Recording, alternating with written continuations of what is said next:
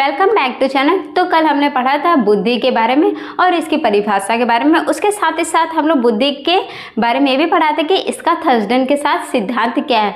तो चलिए बताते हैं, आज हम लोग पढ़ने जा रहे हैं बुद्धि के प्रकार के बारे में और जानेंगे ये भी साथ साथ कि बुद्धि के लक्षण क्या होते हैं, कि किस प्रकार से हमें समझ सकते हैं कि कौन सा आदमी ज़्यादा बुद्धिमान है या फिर कौन सा आदमी बहुत ही कम है।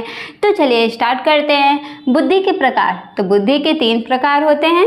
पहला है सामाजिक बुद्धि, जो इसे आप सोशल इंटेलिजेंस के नाम से भी जानते हैं। दूसरा है अमूर्त बुद्धि, इसे अब्स्ट्रैक्ट इंटेलिजेंस के नाम से भी जानते हैं। तीसरा है मूर्त बुद्धि, इसे कॉन्क्रीट इंटेलिजेंस के नाम से भी जाना जाता है। तो फर्स्ट ऑफ ऑल सबसे पहले हम लोग पढ़ने जा रहे हैं सामाजिक बुद्धि के बारे में। तो सामाजिक बुद्धि से तात्पर्य है कि इंसान जैसे कोई हो गया व्यक्ति, उसका समाज में कैसा व्यवहार है, या फिर आप यूँ कह सकते हैं कि कोई भी ऐसा व्यक्ति जिसे समाज में रहना काफ़ी पसंद होता है। और बहुत सारे व्यक्ति ऐसे भी होते हैं जो समाज के साथ रहते हैं, उसके साथ ही साथ उसके समाज के प्रति ऐसे घुल मिल जाते हैं कि उसके हिसाब से बातचीत करना, और बहुत सारे उनके अंदर ऐसे व्यवहार भी शामिल हो जाते हैं जिसका वे उपयोग करने लगते हैं और ये उनके लिए काफ़ी अच्छा भी साबित हो पाता है। इसको दूसरी परिभाषा में हमें समझ सकते हैं कि सामाजिक बुद्धि से तात्पर्य इस बुद्धि से कि जैसे कोई व्यक्ति हो गया, उसे समाज में अच्छे से कुशल तरीके से और लोगों के द्वारा घुल मिलकर उसे रहने में काफ़ी अच्छा लगता है, तो इसे सामाजिक बुद्धि कहते हैं। इसे इस प्रकार भी समझा जा सकता है कि जैसे कोई व्यक्ति हो गया, समाज में उसके बातों को लोग ज़्यादा महत्व देते हैं, या फिर वो बहुत सारे ऐसे आइडियाज़ बताते हैं जो समाज के लिए काफ़ी उपयोगी होते हैं, तो ऐसे लोगों को आप सामाजिक बुद्धि की श्रेणी में रख सकते हैं। दूसरा है अमूर्त बुद्धि। अमूर्त बुद्धि से मतलब है कि इसमें कुछ लोग शामिल होते हैं, जैसे अमूर्त यानी कि इसमें जैसे दार्शनिक हो गए और राजनीतिक, और साथ ही साथ इसमें कुछ ऐसे कुशल कारीगर भी आते हैं जो काफ़ी इसमें फेमस होते हैं और अपने अमूर्त बुद्धि के काफ़ी धनी होते हैं। दूसरी भाषा में हम अमूर्त बुद्धि को इस प्रकार भी समझ सकते हैं कि अमूर्त बुद्धि से तात्पर्य है कि जैसे कोई गणित हो गया, तर्कशास्त्र हो गया, या फिर कोई चिंतन से रिलेटेड कोई सब्जेक्ट हो गया, तो इसे वो अच्छे तरीके से अपने लिए प्रेजेंट करता है और साथ ही साथ लोगों के बीच में भी एक प्रेजेंट करता है। इसे आप अमूर्त बुद्धि के धनी लोग भी कह सकते हैं, क्योंकि इसमें प्रॉपर कुछ ही लोग शामिल होते हैं। जैसा कि मैंने बताया, इसमें दर्शन शास्त्र और अमूर्त बुद्धि का उपयोग लोग लिखने पढ़ने और तार्किक चिंतन में ज़्यादा ही करते हैं। उसके बाद आता है मूर्त बुद्धि। मूर्त बुद्धि से तात्पर्य हो गया कि जैसे कोई स्टूडेंट अपने क्लास में हस्तकला की बहुत सारी उपयोगी वस्तुएं बना रही है, हस्तकला से रिलेटेड जितनी भी उपयोगी वस्तुएं होती है वे सारे मूर्त बुद्धि में आते हैं। क्योंकि ऐसा इसलिए भी होता है क्योंकि किसी के अंदर यदि हस्तकला की ये सारी कलाएं विद्यमान है तो उसे आप एक कारीगर कह सकते हैं, या फिर आप यूँ कह सकते हैं वे आगे चलकर इसके लिए एक इंजीनियर बन सकता है।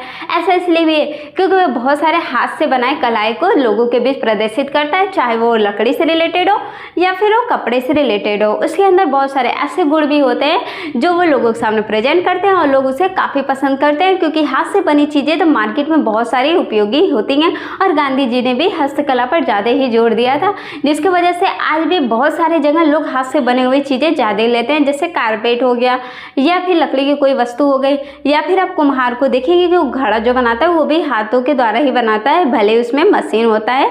और तो और बहुत सारी चीज़ें भी ऐसी होती है जो घर के लिए काफ़ी उपयोगी होती है, सजावट से लेकर रखने तक के सामान ये सारे हाथ से बनाए जाते हैं, और इसे आप कुशल कारीगर या फिर एक इंजीनियर भी कह सकते हैं। ये सारे लोग मूर्त बुद्धि में शामिल होते हैं।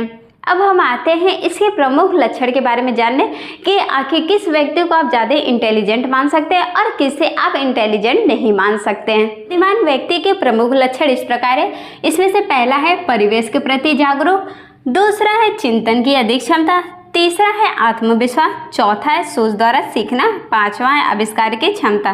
तो सबसे पहले हम लोग जान लेते हैं कि जो पहला है परिवेश के प्रति जागरूक, यानी कि जैसे कि कोई बुद्धिमान प्राणी या फिर कोई बुद्धिमान बच्चा किसी ऐसे परिवार में जन्म ले लिया जो एक मिडिल क्लास है या फिर एक गरीब परिवार है, तो सोचता रहता है कि कैसे हम अपने परिवेश को बदल सकते हैं। इतना ही नहीं, वो अपने पूरे परिवार के परिवेश को बदलना चाहता है, जिसकी वजह से वो लगातार प्रयास करता रहता है कि कैसे इस परिवेश से निकलकर वो काफ़ी अच्छी जिंदगी जी सके। तो ये बुद्धिमान प्राणी में ये लक्षण पाया जाता है, जबकि वही जो अबुद्धिमान व्यक्ति होते हैं उसमें ये सारी क्वालिटी नहीं पाई जाती। वे ये नहीं सोचते कि उन्हें इस माहौल से निकलकर कुछ अच्छे माहौल में जाना चाहिए, या फिर उन्हें ये भी नहीं समझ में आता है कि उन्हें अपने जो परिवेश उन्हें मिला है, जैसे कि यदि कोई पढ़ाई लिखाई में उनमें कमी की गई तो वो ये भी नहीं सोचता कि उसे आगे पढ़नी चाहिए। दूसरी है चिंतन की अधिक क्षमता। यानी कि जो बुद्धिमान प्राणी होते हैं उसमें चिंतन करने की अधिक क्षमता होता है। इसमें मूर्त और अमूर्त दोनों प्रकार के गुण पाए जाते हैं। इसमें सबसे ज़्यादा अमूर्त गुण पाए जाते हैं। दरअसल ऐसा इसलिए भी है क्योंकि अमूर्त गुण जो होता है वे काफ़ी धनी होता है। इसमें बहुत सारे ऐसे भी चीज़ें इंक्लूड होते हैं जो उनके लिए काफ़ी उपयोगी होता है। और वही होता है जो बुद्धिमान प्राणी होते हैं उसमें ये सारे गुण नहीं पाए जाते। वे अपने चिंतन को आगे नहीं कर सकते। इतना ही नहीं, वे किसी भी ऐसे चीज़ या फिर अपनी रुचियों के बारे में भी सही से नहीं सोच पाते कि उन्हें फ्यूचर में क्या करना है या फिर उन्हें इस टाइम क्या करना चाहिए जिससे उनका फ्यूचर सिक्योर हो सके। तीसरा है आत्मविश्वास। जो बुद्धिमान प्राणी होते हैं उनमें आत्मविश्वास भी भरपूर पाया जाता है। ऐसा इसलिए भी होता है क्योंकि उसके अंदर एक अलग ही कॉन्फिडेंस शामिल होता है जो लोगों के प्रति उसका काफ़ी अच्छा प्रेजेंट करता है। इतना ही नहीं, यदि वे कहीं भी इंटरव्यू के लिए जाते हैं तो उनके जो इंटरव्यूअर्स हैं उनसे काफ़ी अच्छे से बातचीत करते हैं। इतना ही नहीं, उनका इंटरव्यू भी काफ़ी अच्छे से जाता है क्योंकि उसके अंदर आत्मविश्वास की कमी नहीं होती, उसमें आत्मविश्वास पूरी तरह से भरी होती है।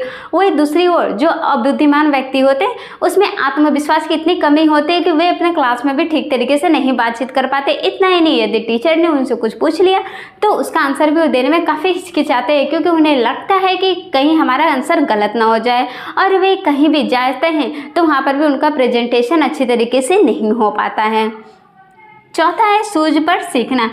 यानी कि जो बुद्धिमान प्राणी होते हैं उनमें निरंतर सूझ की क्षमता बढ़ती जाती है और वे सूझ के द्वारा सीखते हैं। यानी कि यदि आप उसे कोई भी चीज़ दे देते हैं तो उसे अपने सूझ समझ के द्वारा ही सीखना ज़्यादा ही प्रयास करते हैं, जबकि जो बुद्धिमान प्राणी होते हैं वे कभी भी अपने सूझ को नहीं समझ पाते। इतना ही नहीं, वे कभी भी ओवर थिंकिंग नहीं कर पाते कि इसके करने से उनको क्या हो सकता है और इसके करने से क्या हो सकता है। पांचवा है आविष्कार की क्षमता। यानी कि जो बुद्धिमान प्राणी होते हैं उसमें आविष्कार की क्षमता करने की ज़्यादा शक्ति होती है। इतना ही नहीं, वे आविष्कार और निर्देशन दोनों में काफ़ी ऊपर होते हैं और वे नई नई चीज़ों को सीखते रहते हैं जिसकी वजह से वे नई नई चीज़ों का आविष्कार भी करना काफ़ी अच्छे तरीके से जानते हैं जो फ्यूचर में उनके लिए काफ़ी अच्छा होता है। और दूसरी ओर वही जो अबुद्धिमान प्राणी होते हैं वे कभी भी आविष्कार की ओर ध्यान ही नहीं देते। इतना ही नहीं, जो भी मार्केट में उन्हें सामान उपलब्ध हो जाते हैं वे उसे यूज करना ज़्यादा पसंद करते हैं। दरअसल उन्हें ऐसा लगता है कि ये सारी चीज़ आविष्कार करना उनके लिए एक व्यर्थ का टाइम है। इतना ही नहीं, इसकी वजह से वो उस तरफ ध्यान भी नहीं देते। तो आज का टॉपिक यहीं पे समाप्त होता है। मिलते हैं आपसे अगले वीडियो में। तब तक आप वीडियो को लाइक शेयर एंड सब्सक्राइब करना ना भूलें। और यदि आपको किसी क्वेश्चन में डाउट है तो आप उसे कमेंट बॉक्स में लिखकर उसका आंसर दोबारा जान सकते हैं।